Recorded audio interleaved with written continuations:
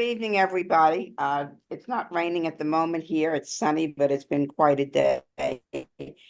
Welcome to our first Take a Break with Marcy Saltzman, who's a therapist in Baltimore, really, Towson, I think. And I'm going to not take any time. I'm going to let her introduce herself and get started. And as some of you know, maybe all of you know, feel free to ask questions in the chat, and we'll make sure that we talk about them and enjoy. Thank you. Okay, Marcy, up to Okay. you. All right. Hi, everybody. I'm Marcy, as they said. I'm a therapist in Towson, you were right. I do a lot of work with couples and individuals, adolescents and older. And I do a lot of work with something called dialectical behavioral therapy, which some people have heard of, most people have not. But it's a particular type of therapy that does a lot of work on emotion regulation and helping you be able to like recognize, identify, and understand what's going on in your body and what you're feeling and how to manage that. So that's what we're going to be talking today about. We're going to talk about stress and which is perfect because talking stresses me out. So I get to both practice my skills and teach you guys how to handle them. So when you guys are stressed, what would you say is like your warning sign? How do you know? You know you're stressed when what? You can post it in the chat box. I think if you raise your hand, we can unmute Yeah, you. you can. You can. Sometimes people don't like to participate. Yeah, I can't actually see any of the Okay, there's previous nothing. There's nothing. pictures. So I think you better Okay. just talk about Okay. answer the question yourself. Well, what about you, Judy? How do you know when you're stressed? Oh God, I get sleepy, I get cranky, I get very cranky. I get I get a not foggy, but it's like I can't remember everything the way I usually do. I think those are it. And if I get really, really, really stressed, then I just eat. Yeah, I think that that's a common one for a lot of people, stress eating. Yeah, I mean, for me, I know that when I'm stressed, I like have a lot of tension in my jaw. I'll notice that I'm like clenching and everything is very tight. So these are good things to know and to pick up on yourself. Like, what are your warning signs? How can you check in? Um, uh, the chat is Oh God. disabled, apparently, the chat box, so they can't type. Yeah. Michael, Okay, can you enable the chat box, Michael? we are on it. Oh, okay, Okay, good. so let me, yes, being nervous. Yeah. So a lot of people, you might like sweat. Unfortunately, that's like one of the things that happens to me every time I'm freaking out is I sweat. You can get dry mouth. You can talk too much. Yeah, hot, cold, racing thoughts, all really typical signs of being stressed out. And I feel like nowadays that's almost like our common state of being, unfortunately. So it's important to be able to recognize that. So, how do we actually define stress? Stress is your body's response to any demand or challenge, whether that's physical, emotional, or psychological. So, we can be stressed out from working out, exercise, that can put our body under stress.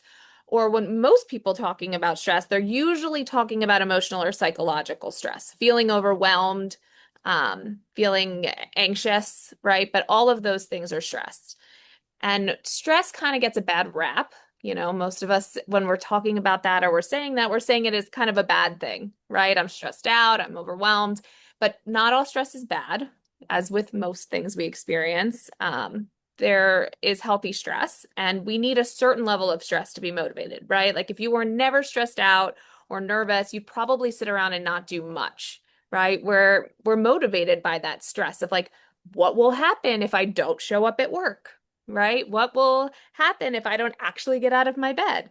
You need some of that stress to help motivate you to exist, but it can become a bit too extreme and then it's no longer healthy for our body, right? So, other healthy stress are things that are good, like starting a new job or exercising, learning something new, all of those kinds of things. And we call that eustress, right? So, it has a slightly different name, but it's harmful when it lasts too long. The body is equipped to manage stress, but it's supposed to manage it in the short term. It's not supposed to be an always state of being, right? Because evolutionarily, our body, and I'll get into this, what exactly happens with our body when we're stressed out, but it's adaptive. It helps us survive and it helps us get from, that stressful moment to the next moment in life. But we can't be activated like that all the time, or there's a lot of um, downsides, right? People experience more chronic illness. You can experience headaches. There's a lot of consequences to a body that's always activated. There isn't enough recovery, then stress is harmful. And if we don't complete the stress cycle, which is something I'm going to talk about as well. Um, so essentially what happens in the body, some sort of stressor happens, right? Someone cuts me off when I'm driving or I'm running late for work. There's some sort of activating event. The brain decides danger, something bad is happening. So it activates our amygdala and our adrenal glands, which releases adrenaline and cortisol.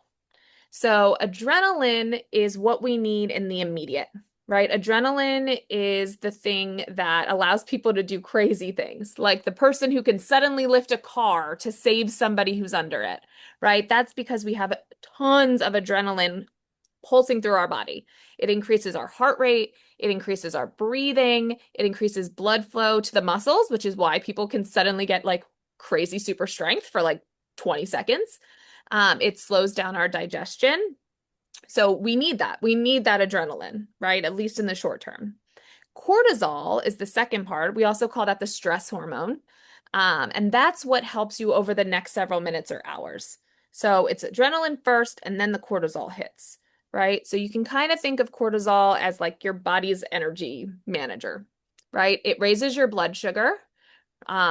It can increase your alertness, that like hyper focus, hyper fixation, is coming from your cortisol levels increasing, right? So if you think about, let's say I'm running in the woods and there's like a bear chasing me from behind, I'm probably not noticing everything going on in the forest. Like, oh, but there's a bunny over there, and like, what great greenery, right? What all you're thinking about is what is ahead of you. That is the only thing you see.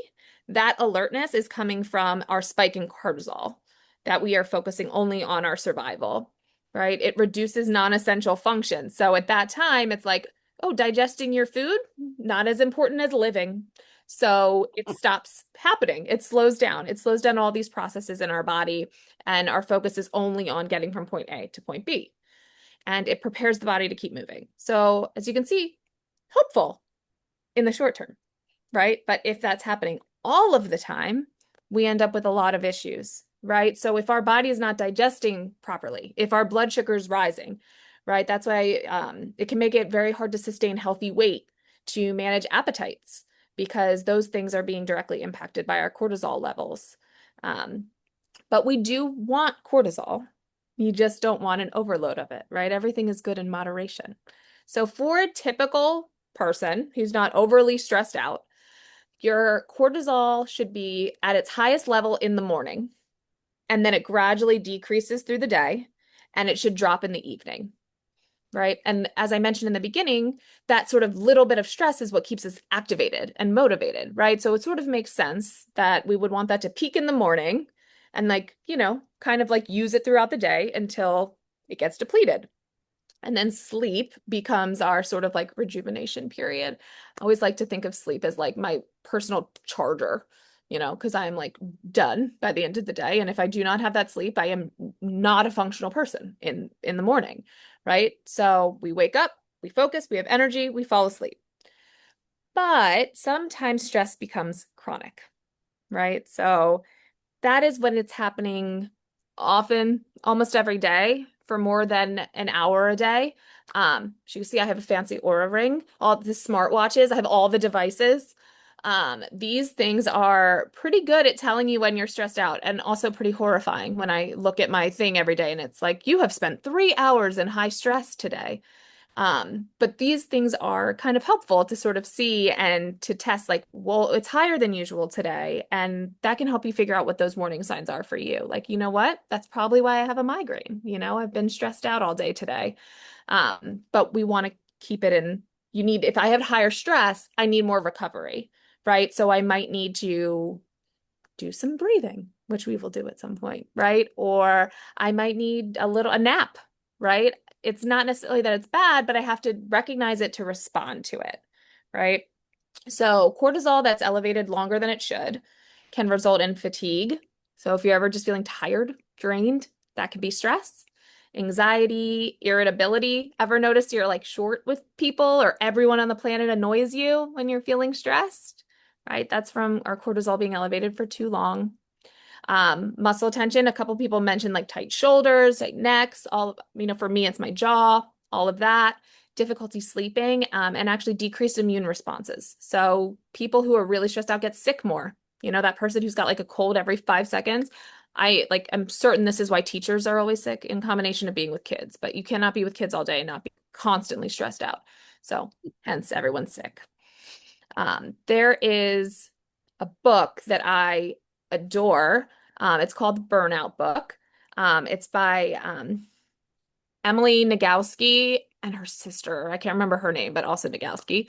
But it talks a lot about the stress cycle. So I'm going to give you like quick picture of what the stress cycle is. Okay. So a stressor is not the same thing as our stress response. Okay. The stressor is the thing that is stressing us out. Right. So let's say the thing that is stressing me out is that um we'll go back to the bear example. There is a bear chasing me in the woods. That is the stressor. The bear is the stressor. The stress response is how my body reacts to being put in that situation. So the stressor can end, bear gone. I run, I'm in a house, I'm safe. That doesn't mean the stress response is gone, right? So another example, you have a bad meeting at work. Meeting lasts 20 minutes. That's over. But you still feel activated for the rest of the day. That's because the stressor was removed, but the stress response was not. And the reason that that tends to happen is that we need to close the stress cycle, right? It doesn't close on its own. We have to send cues to our nervous system, to our brain, that we are safe, that the danger has been removed. It can't just be that it's gone, right? And maybe you've had an experience where like, I know one time for me, like I was in the car and I like thought I was going to die, like a truck like almost like ran into me. And it was the moment when I was safe, when that didn't happen, that all of a sudden I was like panicked and like in tears, right? And sometimes that happens. We get through the crisis and then afterwards, that's when you feel it all hit you, right? That's because that's our stress response. So the big ways, and this is what the book talks about, it talks about the big, like 5, 6 ways that we can choose to close our stress cycle. One of them is movement. So I know everyone always hates like, oh, walk, take a walk, that'll make you feel better. Unfortunately, yes. All science says yes. Walking will make you feel better. Running, stretching, yoga, any of that kind of like movement is going to help. And I'm kind of a nerd where I think like the research and science behind it is kind of interesting. But what happens when we're stressed out and panicked? Our heart rate is elevated, right? Our blood pressure's up, we're hot. What happens when you work out, particularly something like cardio? Your heart rate goes up, you get hot, right? So we are giving our body a reason to be activated like that by exercise. And then what happens when you're done exercising? We naturally enter a cool down period, right? You can actually watch it where your heart rate is coming back to baseline, you're calming down, your blood pressure is sort of going back to normal. So essentially, we are simulating that. If you're freaking out, give yourself a reason to, right? Get your heart rate up, and then it will naturally come back down when we close that stress cycle. Deep breathing, particularly something called paced breathing, which is where you breathe out longer than you breathe in. And you can adjust this to your own lung capacity. Mine is not great. So I tend to like breathe in for 2, out for 4. But you can also do, 3, 6, 4, 8. But the idea is you breathe out longer than you breathe in. And we have two things that get activated, right? We have a sympathetic nervous system and our parasympathetic nervous system. So our sympathetic nervous system is our fight, flight, freeze response, right? So that's what gets activated during moments of high stress. What we want is to activate our parasympathetic nervous system. That is what tells us we are safe and we are okay. So hyperventilating would activate our sympathetic nervous system. So that those really quick breaths, right? But if you breathe out slower than you breathe in, that triggers our parasympathetic nervous system and calms us down. You don't actually need to know any of the science about why this works, but for me, I think it's kind of cool. And, I think it helps a little bit to not be like, I'm just making all this crap up. Some of this stuff seems really simple, but it works. And there's a reason why it does. Connection with someone else or hugging can close the stress cycle. Like, have you ever just wanted like a big hug after something like really traumatic just happened? Because that pressure, that tension, that connection closes the stress cycle. So does crying. I know crying gets a bad rap. I love crying. I think it's great. And it is like physiological magic for the body. Every time you cry, you are releasing cortisol and re-regulating your nervous system. And that's part of why we cry, not just from sadness, which is what most people think, but you can cry when you are elated. You can cry when you're anxious. You can cry when you're overwhelmed. You can cry when you're mad, because it's anytime your body is just being overrun with cortisol and it doesn't know what to do, your body naturally tries to regulate its system by crying. So if you are a crier a lot, then that's because your body is doing what it's supposed to do. It's helping you out and it's releasing some of that cortisol. Sometimes we have to be able to turn that off, because we're adult people in life who can't always be crying, but using it sometimes is really useful. And then the last one is creative expression or nature. So music, art, walking around, all of those things help close the stress cycle. Notice what's not on this list. Certain things that people tend to do that don't actually close our stress cycle. Ignoring it, repressing it, pretending it doesn't exist, doesn't actually work. Scrolling on social media or our phone. I know the kids nowadays call it doom scrolling. Right? There's nothing good out there, really. Everything makes everyone feel like crap. So just looking at that for hours doesn't really help. Working more to overcompensate or acting like you're fine doesn't help either. It actually confuses the body because we're sending mixed messages to our brain from like what is happening, and we stop being as it gets harder to identify what's going on with us when we do that. And distraction can help, but it doesn't fix it. It just sort of gives you some space, and then you can kind of try to do the things that will calm you down. Um, so how do we lower our cortisol, right? If I'm noticing that it's high, what are things that I can do? Some like quick tips: consistent bedtime. Like I said, sleep is magic. It is our charger and it's really necessary. Our brain is doing a lot during sleep. Even though we are asleep, like that is what it is while we're sleeping that short-term memories become long-term memories. While we are getting our energy system back, where we're getting down to our resting heart rate, where our cortisol levels are getting where they need to be. All of this is happening in sleep. So if you think about it, like when you are not well slept, right? You probably have a tougher day, right? You're a little bit more irritable. You are having trouble focusing. Like all of those things are vulnerability factors that just make it a little bit harder to regulate how we feel. Sunlight, morning sunlight helps. This is why a lot of people get sad in the winter because we're just not getting enough sunlight. And it's not matching our circadian rhythms. We're getting up, it's still dark. We're getting out of work and it's already dark, right? You've like lost all of your day. Not great for people. Um, Not having caffeine in the nighttime. As I said, it's supposed to go down your cortisol at night. If you're having late caffeine, even if you're able to sleep, you're still increasing that activation in your body, in your nervous system. So relaxation, breathing, reading, meditation, all of those things can help. So a couple other really cool skills that I like something called half smiling and willing hands. And these might be some of the ones that maybe you haven't heard of before.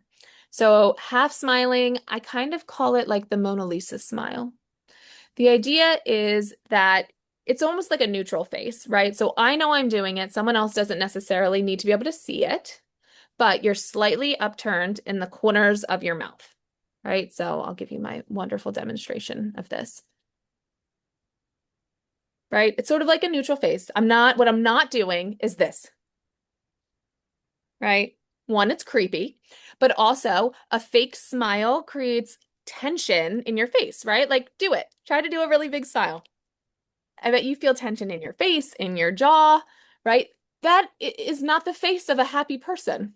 That is the face of a lying person, right? So if you want your body to calm down, you have to send messages to your brain that you're okay. Neutral face, our half smile, just feels peaceful. It's like soft, it's relaxed, it's intentional.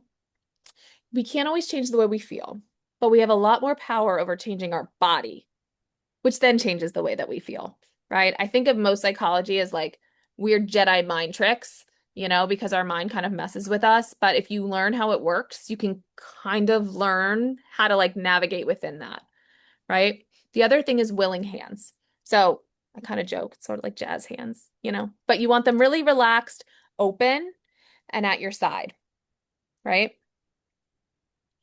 I want you to take a second and then I want you to try to just sit normally for a second. I want you to think about the last time you got really stressed out. Okay. Can you remember? Just try to visualize it. What was happening? Were you super, super stressed, feeling overwhelmed? Okay.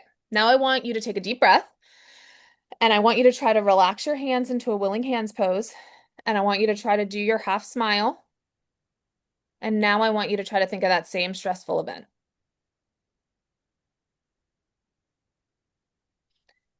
Are you able to notice that it feels a little bit different?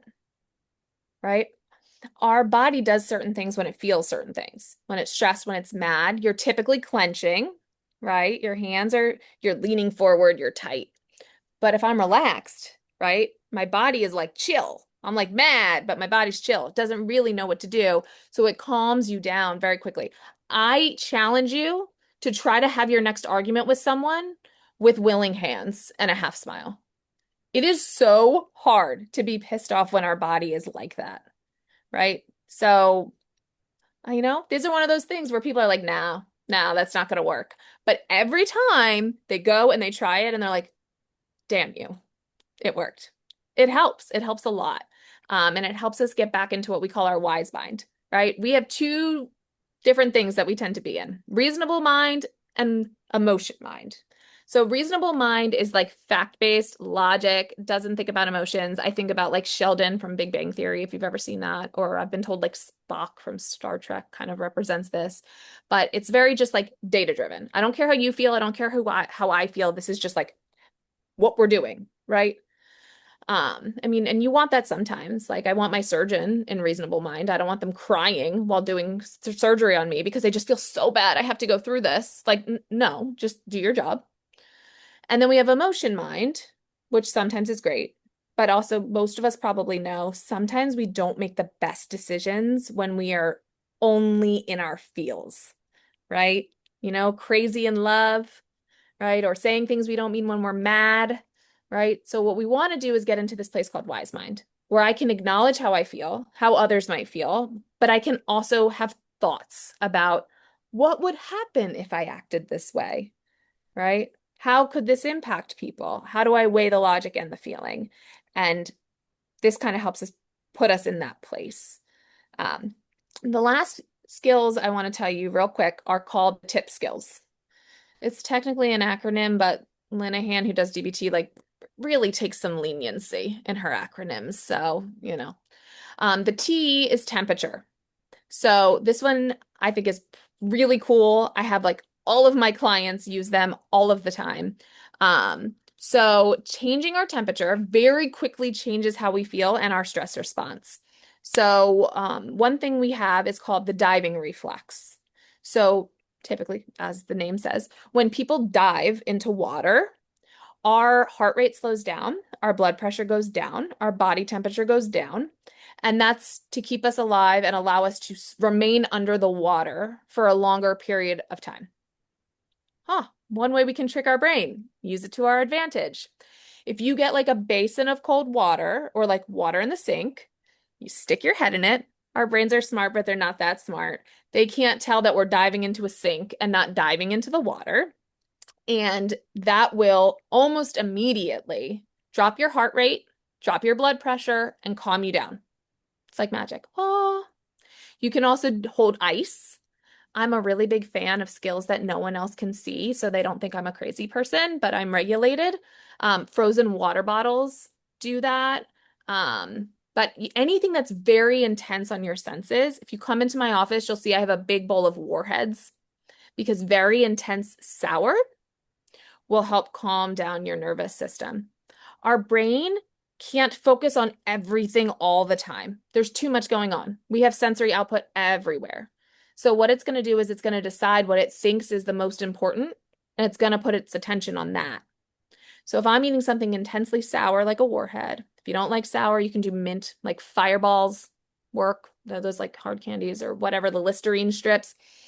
That's going to pull the attention away, and you're going to just focus on that sensation. It's like magic. Very cool. Intense exercise, like I mentioned earlier, you got to get your heart rate up, but then it'll come down. The paced breathing, which I mentioned, and progressive muscle relaxation, which is tensing your muscles and then letting them go. So as you guys mentioned, most people carry tension when they're stressed out. And so when they notice it, they try to just release the tension. But what actually works better is make the tension worse for a couple seconds and then let it go. And you can usually feel that like that like whoosh of sort of like letting some of that out. So these are just like quick things that you can do that work very fast and you can access almost anywhere. You know, you're at a really stressful family dinner, go to the bathroom, get some cold water, do some deep breathing, right? You're at work and you don't want to strangle someone, take a quick walk, right? All of these things will help you modulate your stress and close your stress response so that you can keep on living this great life we all live, right? So wrapping up all this information, right? Your take-home messages, stress is not the enemy, right? Our goal is not to eliminate stress altogether. We need it. The goal is to be able to identify when we're stressed out, when it's getting to the point that it's too high, right? Because like I said, like with the bear example, if there is a bear chasing me, I kind of want to be stressed out about it. You know, I want that adrenaline. I want to run, I want to escape. So helpful. But what happens when my body thinks that there is a bear there all the time and there's not? That's a problem. Not every stressful situation is life or death. Our body doesn't always do a great job of differentiating that, particularly if we have other things going on. We have chronic illnesses, we have mental illness, right? We have any of these things. Our body can respond to things, all stressful situations in this way, and it's not always useful. So, kind of recognizing that in ourselves and being intentional about kind of trying to ground ourselves and reducing that stress, right? So, we don't want to eliminate it. We want to recognize it sooner, respond more skillfully, and give ourselves time to recover, right? You don't have to wait until you're overwhelmed to care for yourself, right? You can just notice it earlier and then respond. It's a lot easier to put out like a trash can fire than a forest fire, you know? So start small and it gets easier than if you're trying to tackle something huge when you're in a full-blown panic attack. But if you are, the tip skills do work very well for that. So if you have any loved ones, have them hand you ice and you'd be surprised that it calms you down almost instantly. Last little trick. I like frozen fruit actually as like one of the best things that you can do. You put in your freezer like oranges, lemons, limes. Don't do this if you might chuck it at someone if you're not in a good place. But if you can be safe with it, it works for several reasons. It's cold, it's textured, and it's scented. Right? Three birds, one stone, very quickly can regulate your system. But just these are, they don't last forever. They're not going to solve the problem, right? Just because I've calmed down doesn't mean the stressor's gone. So, it's okay if you might have to come back to these things a couple times. I do get calm, but then something activates me again. And then, I have to breathe again.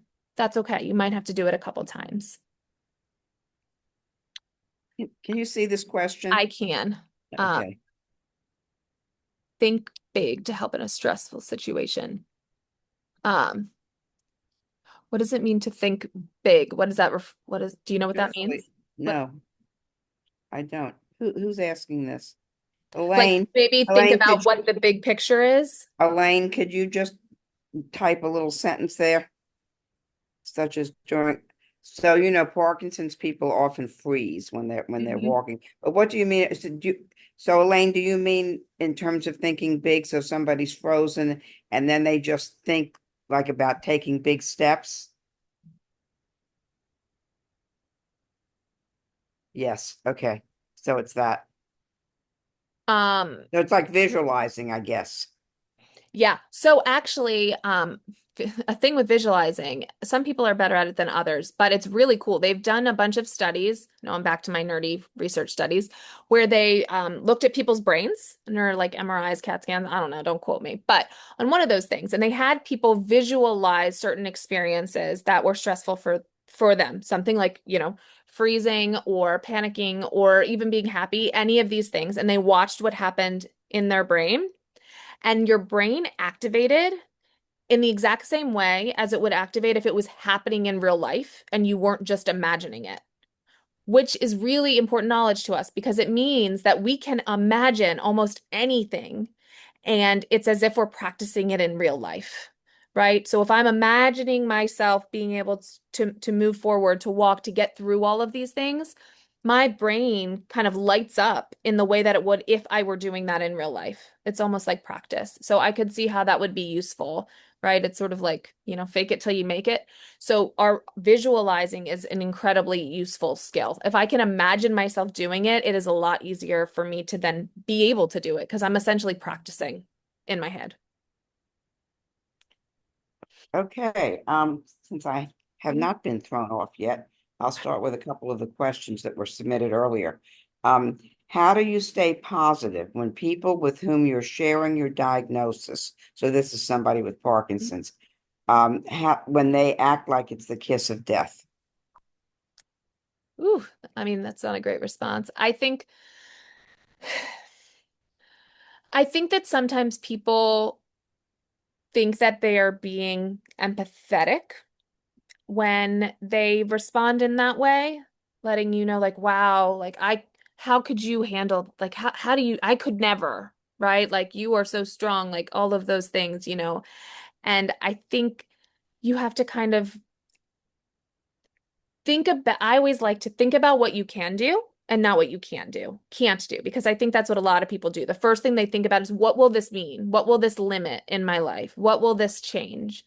And I think that's true. And we have to kind of acknowledge and learn to like accommodate. But there's something called radical acceptance that we talk about in DBT, which is just fully embracing something, right? So works pretty well with Parkinson's because I mean in my experience a lot of people it takes them a while to sort of fully accept that maybe they can't do something at least in the way that they once could now, and for a long time, they'll continue to try to do things in the exact same way. And it's frustrating when it's unsuccessful or it doesn't work out. Whereas if we can get to a place of understanding, like, okay, maybe I can't do this in the way that I could before, I can now start thinking about what can I do? Can I do this with an accommodation? Can I do these things in different ways? How do you be creative? And sort of adjust with those things. So I think even just like redirecting that conversation, like, yeah, it is really hard. That's okay. And also, here are all the ways that I've been able to figure out how I can still have a really fulfilling life and how I can still enjoy the things that I could enjoy before, just maybe in slightly different ways or with certain adjustments. It's hard. I was thinking another possibility might be for that person who's acting like it's the kiss of death, to get a little more educated about Parkinson's because it's not the kiss of death. Yeah. And so maybe they just don't know.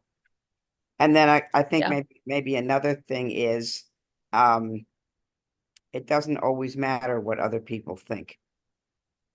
Yeah, I think that's true. There's a book, I don't know if any of you guys have ever read called Let Them. It was very popular last year. But the whole idea is like, does it really matter what other people think? Like they think it's bad, let them, you know? You think that this is not a good idea? Well, let them. It doesn't that's a good way to reduce our stress, not holding that responsibility of what everybody else thinks all of the time. Sometimes they're wrong. And if we're talking about like a loved one or someone really close to you, I don't know if you guys offer this, but I know that there are resources like support groups and things for people who have a loved one with Parkinson's, which could be a really great way for them to get more knowledge, to maybe increase their language, like, improve their language around that and how to communicate with a loved one and know a little bit more. So you can always like, sounds like you need resources. How about you get support for yourself? Yeah, there's certainly support groups. Oh, here's another one. It's better for the person who has Parkinson's to be around positive, caring people. Well, that's true. Yeah. Well, and I think that's true for everyone. Yeah, for everybody. Emotions are very contagious, unfortunately. So, I mean, that's good if you're around positive people, not always if you're not. Here's another question. My partner seems to be developing Parkinson's dementia. How do I help her and how do I help myself? She can be very argumentative. That's hard. I mean, I work with a lot of clients who have a partner who is dealing with various illnesses, and I think it's challenging if that means it's going to kind of put you guys in two different spaces in your life too, right? Where, um, you want to do different things. I think getting support for yourself is really, really important. Obviously, I'm biased, but I think life is hard, and so getting a therapist or someone that you can talk to about what's going on is really useful. I think encouraging them to see a doctor, kind of check everything out, even coming at it in like a not such a direct way, but like, it's time for our physical, right? Because people can hear things sometimes from, a professional that they can't hear from you. And that's also tough to have to be the person to be like, it seems like something's going on here. But I also think it's really important to make sure that everyone is still getting to live their life. I think that sometimes when these things happen, everyone just kind of stops, and it's important for you to still keep living and do what you need to do, and for them to live. You can find new things that you guys can do together, but it's also important to continue to do your own things, individually and together. And like I mentioned before, support groups I think are really, really useful for both people, for other people to be around someone else who's going through what you're going through, and to be around other loved one, like people who are experiencing loved ones going through this and not knowing always what to do on the sidelines. Community is just incredibly helpful, I think, for almost any tough circumstance. Another thing for people with Parkinson's, for the person with Parkinson's, and sometimes for the care partner too, is exercise programs. Because not only does that actually help the Parkinson's symptoms, but it also gets everybody out to and being with, excuse me, with people. And that's always a good thing too. And God knows the support groups are very helpful. So I would encourage everybody to find a support. I don't know where everybody is, but if there's got to be support groups in your area. So I would encourage you to find them. All right, here's another question. Um, well, I think you've actually answered this already. Is handling stress something that can be learned? Yeah, I mean, it definitely is something that can be learned. I'm hoping that you guys learned some of that today, but I do think it's something that people think is more innate than it is. And it really is mostly something that's taught. Obviously, I don't know everybody's background, but not everybody grew up in a household that was really focused on teaching people how to regulate their emotions, right? Like you're feel like I joke now because with my kids, I'm like, oh, let's take a big balloon breath in, out. And like the idea of my parents like putting me in a calm down corner and asking me to like breathe a balloon in and out is like preposterous. They would have never done that. Right. So I hope some of these kids will have some more skills than we did, coming into adulthood. It was a lot more of like, Let me know when you're done crying, right? Or like you're so sensitive. But if no one teaches you this, and if you don't have parents who are good at regulating their own feelings, I think it's really quite hard to learn how to do these things. But you can teach an old dog new tricks. So absolutely, it can be learned. I think it's learned for everybody. Just some of us have to maybe learn it a little bit later in life than when we're a kid. And the last question, and again, I think you've answered it without actually probably knowing, is how can I cope with Parkinson's? Yeah, I mean, and I think I'll go back to sort of what I said before, which is focusing on what you can do and how you can move forward. I think that there is room for a grieving period. Um, I mean, full disclosure, I don't have Parkinson's currently, so I can't not speak from personal experience. I have some loved ones who do, and I know that's not an easy thing to hear. I think any kind of chronic disorder would be a tough thing to hear, and I think you're allowed to have feelings about that. I think that there's a period of grieving and loss. It is going to mean a change in your life in time, right? I think that also makes it hard, the fact that it's progressive. You don't always know exactly what things are going to look like a year from now or 3 or 5. It's not the same for everybody. So it's hard if you're a planner. You kind of have to take things day by day. And I think letting yourself recognize that, okay, I might have to shift the vision of what I had, for my life.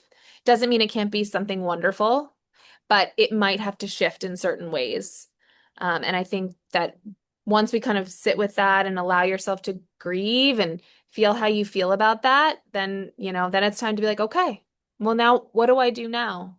You know, how do I decide what's important to me in life? And how do I still make sure I have those things in my life? If that's family, connection, traveling, food, whatever these things are that matter to you, you can still have them as part of your life. And I think focusing on how to make that happen, even if it has to be in new ways. Okay, does anybody have any other questions? Okay, well, I don't know. I'm hoarse. Marcy, wait a minute. Thank you. Well, okay, Elaine, thank you too. I hope everybody really enjoyed it. I enjoyed it. And Marcy, I you invited back anytime. And I put my email in the chat box. If you guys have any other questions, if you ever want like resources or anything like that, feel free to send me an email, and I will get back to you. But thank you for being here and thank you guys for having me. Thank you for doing it. Thank you for doing it. This was really, I think it was terrific. And I emailed your father-in-law. I texted your father-in-law and told him you were doing great. Thank you. All right. It All was right, nice to meet everybody. everybody. Have a good rest of your Have a good evening. Wednesday. Thank you. Thanks again. Bye.